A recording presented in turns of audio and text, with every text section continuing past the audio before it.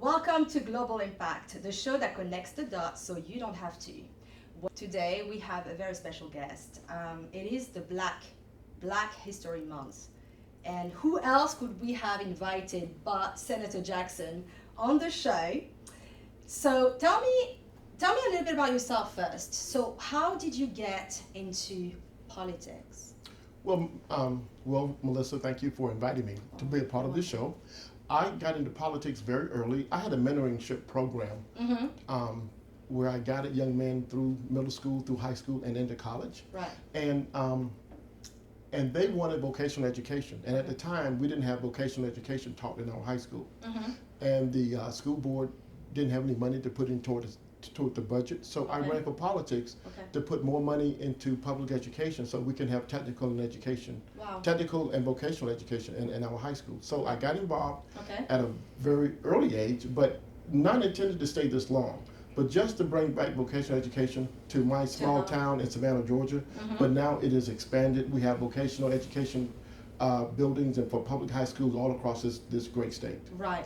And you're a dentist, a doctor, and an awarded doctor. I am a cosmetic dentist practicing in Savannah, Georgia. We have 3 locations, and I have a lovely family and 4 kids and a wife, and we do as much as we can to not only provide health care, but to give back to our community. Now, talking about giving back into the community, how long have you been in politics? I've been in politics 24 years. 24 years. 24 years. I did 10 years in the Georgia House of Representatives, and now I'm on my 14th year in the Georgia State Senate. And you've changed quite a few things. We've changed quite a few things in Georgia. Hopefully, I like to say we changed things to make Georgia more progressive. I think we changed things to move Georgia closer to the 21st century. Right. I was the original sponsor of the hate crime legislation, which really changed the minds and thought patterns of America. I'm a history buff by nature. I passed tax reform for Chatham County and the entire state by giving property tax relief to seniors and property owners. So we've done quite a lot of work. Quite a lot of work. And 3 years ago, you did something quite special. Tell us about the creek. Well, I'm a history buff. I'm an alumnus of Penn College, and my major was history. And going through our history, I found out one day that there was a creek located in coastal Georgia named Runaway Negro Creek. Is that a famous spot? Do people know about? Because I've never heard of it. It is a popular spot for locals. For locals. It is a popular spot for locals. A lot of the locals fish along that creek. It had a distinguished marker that marked Runaway Negro Creek, and off of Skidaway Island, along the coastal marshway, and it ran for several miles. Is that 1 mile, 0.5? I think I read something. Yeah. 1.5 miles. Right, and it was a popular fishing destination. But and me not being a fisherman, I didn't know it until I actually I was invited to go fishing, and someone told me that marker was offensive. It is. And it was quite offensive, and I said that we need to do something about it. Not only that marker, but so many other markers that describe and enslave people in a negative manner. The offensive. There's 2 words that are offensive right now. 2. Negro and runaway. Correct. But you went there fishing, you saw that name, and you decided that you were going to petition. And we need to change it. And that, Right. And how was the process of this? Was it hard to change that creek? Did they give you a hard time? It was very difficult to change. Because that was way before. That was in 2019, right? Right. Way before all this. Right. What's going on? Yes, right. It was actually, we started this in 2017. Wow. And it was very difficult to change because when I do my history, the name was changed to Runaway Negro Creek in the 1940s. Right. Before then, it was a different name. It was Runaway End Creek. What? Okay, hang on. That I didn't know. Yes. So when you changed that, did you talk to the locals a little bit? I talked to the locals. I talked to the locals, and when I initially brought the subject up to the locals, a group of the locals got together and removed the sign. Well, did they tell you how they feel about Yes. that creek? And The locals off of that area talked about that. It was a part of their history, and we Right. couldn't change history. right, And I told them, and I said, and they told me that that it was their history, right, and that's what they know this creek as. right, And but I said that does not define the people, right. and that term is offensive Yes. to a group of disenfranchised people, and we need to change Absolutely. it. So yeah. it wasn't widely accepted for the Now, potential name change. yes, but do you want to tell exactly why why it was called that? What's the history here? Okay, Because well, that's 1900. We're going back here in we're history. Right, we're going Yes. back to the Civil War. Right. We're going back to the Civil War. So Mhm. during the Civil War, the Union Army captured, occupied a little island Mhm. off the coast of Georgia. A little island off the coast of Georgia, Mhm. and it separated the mainland by a creek. Mhm. It separated the mainland by a creek, and there was a group of enslaved people in Skidaway Island, and all the way down to Butler Island off the coast of Darien. There's a little island, Yeah. and the enslaved people knew that if they could get to that island occupied by the Union troops, Mhm. that they would be considered free. Right. So instead of doing the Civil War, instead of breaking away from Georgia and going north, Yeah. all they had to do was cross that river Yeah. into the Union, which was now Union territory, And many people died and crossing. they would be considered free men. Yes. Many people died crossing because, as you know, slaves weren't taught how to swim. Right. Slaves weren't taught how to swim, and they didn't know how to navigate high tide from low tide. So a lot of people, when they tried to cross the creek in low tide, Mhm. they didn't realize it was high tide, Right. and they drowned in the So water trying if you to were get lucky, you would make it. if you If you were were lucky, Right. you would. Okay. Right, not to forget the Yeah. snakes and the alligators that was. Oh, the wildlife. Right. Yes. It was infested with alligators and snakes. Mm. But if they knew if they could just cross the creek, Yeah. That was it. they would find freedom. That was pretty. So yeah. so we found out up and down the coast of Georgia, from Darien to Skidaway Island, Mhm. many African Americans crossed that creek or attempted to cross that creek in search of freedom. Wow. And when they got across that creek, they were embraced by the Union Army. They were Yeah. fed, they were clothed, Yeah. and they were protected Right. until Sherman Army could come down to the coast to rescue not only the enslaved people but Yes. the Union troops also. Right. And those Union troops were there so that as Sherman marched south, Mhm. that the Confederate Army could not escape through ships. Right.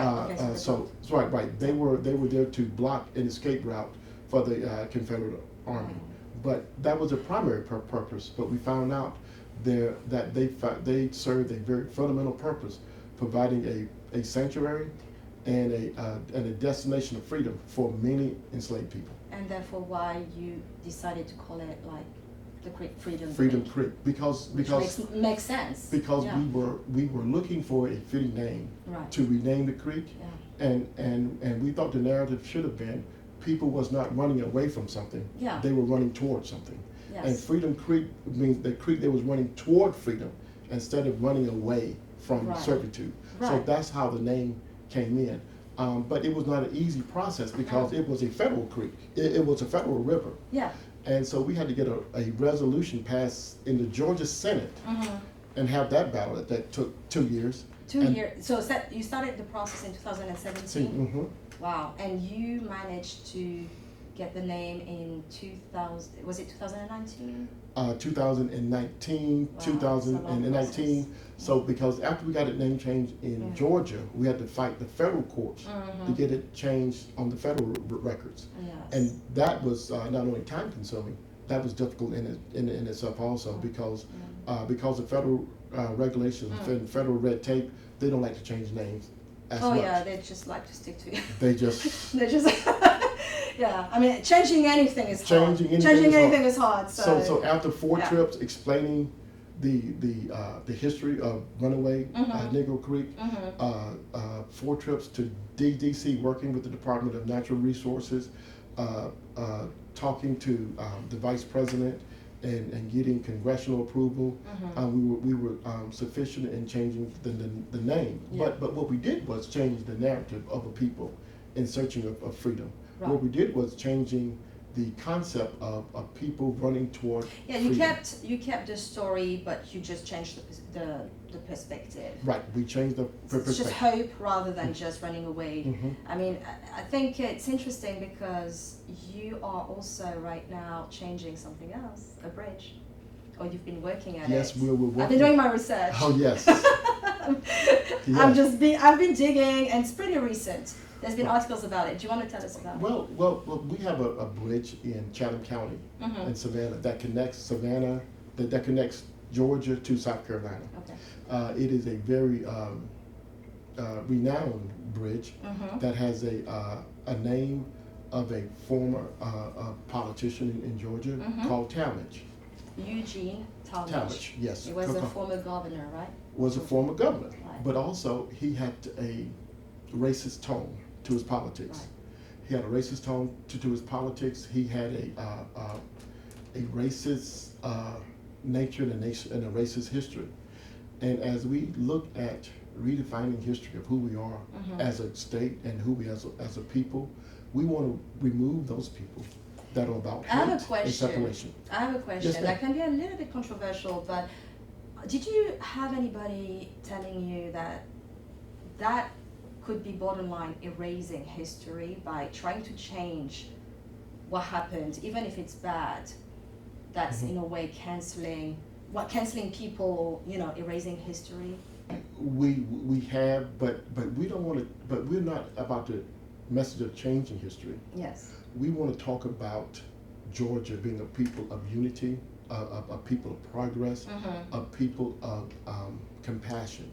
And we don't need racist symbols anywhere in Georgia because that don't describe us as a state, that don't describe us as a people. So all those racist symbols, whether it's monuments, bridges, statues, or even creeks. But isn't that part of the history? Like, you need to remember what you did wrong to not repeat history. I mean, I know it's a bit controversial, but that's part of what we did wrong. Isn't that something that should actually stay so people remember the next generations to come? Well, what we should do is give people something positive to look at. Okay. We should have symbols that talk about hope, that talk about unity, that talk about us as one Georgia and one people. Yes. And a divisive bridge does not do that. A divisive name on the bridge does not do that. This bridge connects not just Georgia to South Carolina. This bridge connects Georgia to the rest of the world. And when people come into Georgia, they shouldn't remember Georgia as a racist state. When people come into Georgia, they shouldn't remember Georgia as a state of hate, a state of separation. They should remember Georgia as a state of unity, a state of progress. So we're looking for progressive names that move Georgia forward. If you remember, when you look at other countries, every time there is a revolution, they remove the statues of people that were offensive, that held people back. And Georgia's much like that. There is a new vision for Georgia, one of unity, one of progress, and those old symbols of the past, we should get rid of. You think? Okay, that's a point of view. And what do you think of the canceling culture? Everything, there's been a lot of controversy with Joe Rogan, Whoopi Goldberg. What's your position on this? Well, I think that as a people in Georgia and across America, we should be talking about what we have in common instead of talking about what we have different. We all in Georgia come from different backgrounds and different cultures, different ethnic groups. But now in America, we are one people. And we should be talking about unity and things that we have in common and what we can do to make our country a progressive and great country as we talk about our state and moving our state forward. But, I mean, there's been a massive division in this country. I mean, we've lived it, for the past 2 years, it's been quite intense. Yes. So, I mean, division, two different points of view, two different core values. I mean, we're talking here conservatives and Democrats, Republicans, Democrats, and everything. How do you think, what should we do to bring people together at this point when there's so much divide? It is so difficult to bring people together now. As we look at presidential elections, there are no more landslides. Right. There's 51% versus 49%. There's 50.5% versus 49.5%. Our country is so close, and our country is so close, and so divided, and almost divided equally on issues and purpose. So as we look at Congress. Congress, and even as we look at our state politics, we need to put partisanship aside and talk about what we can do to move our state forward, what we can do to move our country forward. Because I think that people put in wedges to keep us separated. There's no difference between a poor African American and a poor white American. They need services. They need access to they need services. They need access to the government. But more importantly, they need some help and their hands out. So we should not be separating blacks from whites, women from men. We should not be separating sexes, but we should be inclusive and talk about inclusive issues. And that is so hard now because people want power, and power in government is so very important. And that's what moves our country forward. As we look at our election process, there's so many people that want to have less people voting, so they can so that they can maintain power. It's personal interest over public. So much public, so much personal interest over the public concern for the masses. Right. I mean that's been pretty obvious. But let's go back into the Black history because that's why we're here and. We diverted a little bit, but that's okay because it's part of it. But the division is not just about race, it's about so much, it's about fear. And I just have you experienced racism when you were growing up yourself? Have you felt it? The short answer is yes, I felt racism, but I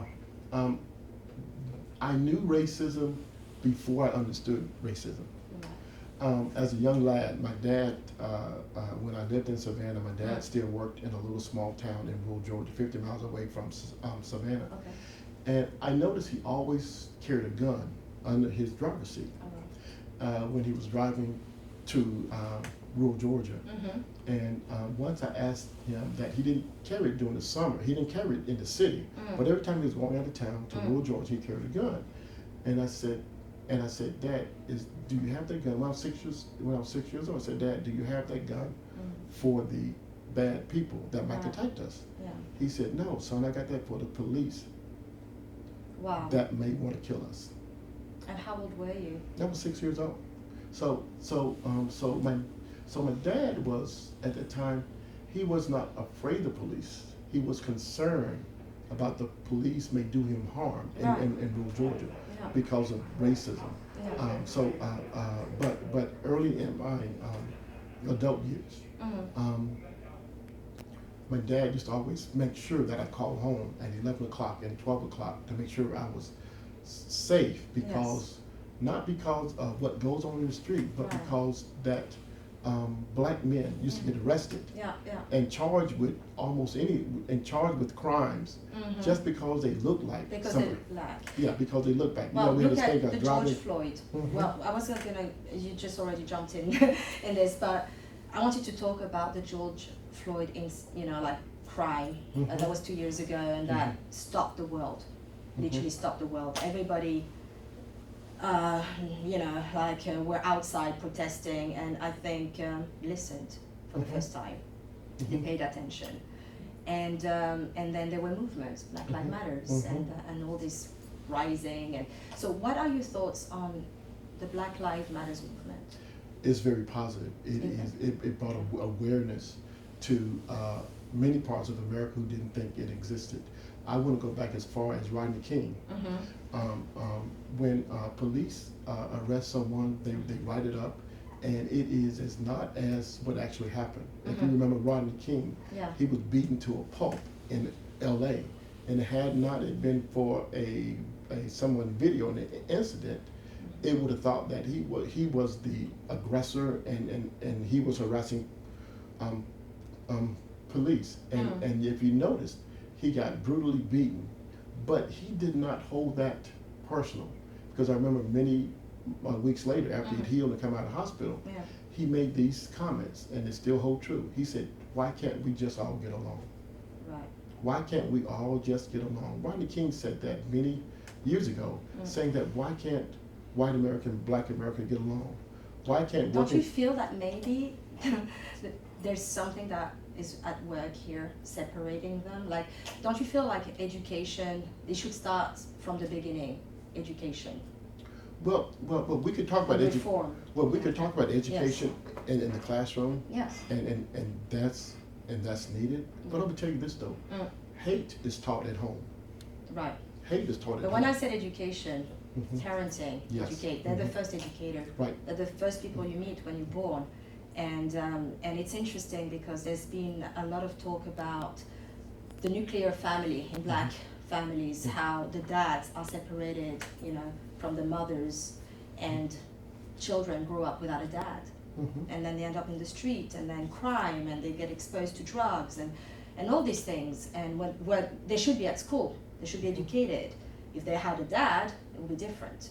What do you think of that? Well, if you look at my collar, I'm wearing a badge that says, I saw that. I'm a father's first. Yeah, but that's, Right. you're a father first. I'm a father's first. Yes. And this is symbolic to who we are as black men. And it's to talk about who we are. You know, we can be business people, we can be entrepreneurs, we can be blue collar workers, white collar workers, but what's fundamentally true is that we're father first. Right. And our main job is to protect and care for our children. And that is the mindset that we're trying to rebrand who men are, and especially who black men are, that we are fathers first. And our job is to be the caregivers for our children. So I wore this badge, this lapel pin for a reason today, to let the world know that black men, we're fathers first. And we want to rebrand of who we are. I would tell you that when you look at the way we do business in America, we think that there is a system to defranchise black men from their families. If you look at when you go into government assisting homes, you can say young mothers can live there if they have a child. If they have a child, yeah. But they can only live there for free if the If man, if they're single mother. or if they're single mother. That's exactly why I was bringing up that. So what happens is, I think systematically, certain governments are discouraging black men from living at home. Right, that's exactly Right, what they're discouraging black men from living I'm glad at home. we... Just think about how strong the family unit will be if that young mother could have that boyfriend or that husband live with her to be a role model to the children, to be a inspiration to the children, and the father can give good guidance and good encouragement. Right. But when the government discourage men from staying with their children, it hurts the child, and consequently, it hurts our country. It hurts the country, exactly. And it all starts with the education of the children. The children are the future, and thank you for that. That was, yeah, it was beautiful. I loved it. Okay, well, do you have a last message for Global Impact? So our audience is kind of international, and do you have a, first of all, let's go for Georgia. What's your message for Georgia right now? The message for Georgia's changing. Georgia is not only 30% African American and 12% Latino. Georgia is changing in its message and its movement. We are a more inclusive environment.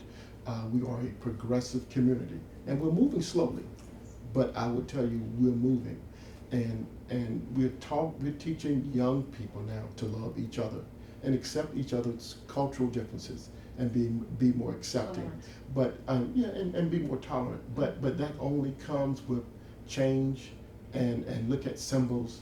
And when you see symbols, you see a symbol of unity, you see a symbol of progression, but more also you see a symbol of love.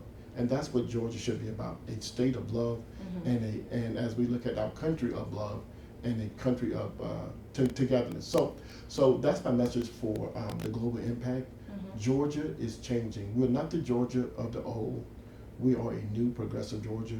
Give us some time, and if you notice, 2 years ago, Georgia was the key state that made the difference in our Congress and our U.S. Senate, because we elected 2 Democratic U.S. senators to change the landscape of this country. We have a president that can push his agenda through the U.S. Senate, but more than that, we are becoming a country that's talking about togetherness. We're a country that's talking about unity, and we're a country talking about moving us forward. Okay. And do you have a message for the international world? It's wide now. The international world. The international world. I'm here to tell you, look at Georgia. We want to change this, not only this country, we want to change the world. We want to represent unity. We want to represent change. Look at Georgia. Look at us grow. Look at Georgia. Look at us grow. Look at us aspire to be different than the norm. Well, that was very powerful. I think we should have a minute of silence here. I don't know. All right. Well, it was lovely to have you. I mean, thank you so much for that. I think we needed to hear more about the history of Black Americans, what they're going through, and I think I've learned a lot about Georgia right now. I've got my education. So thank you so much, Senator Jackson. And hopefully you'll make more changes in the future, and maybe we'll bring you back on Global Impact. I look forward to being a part of Global Impact. Thank you very much. Thank you. Bye, everyone. Bye, everyone.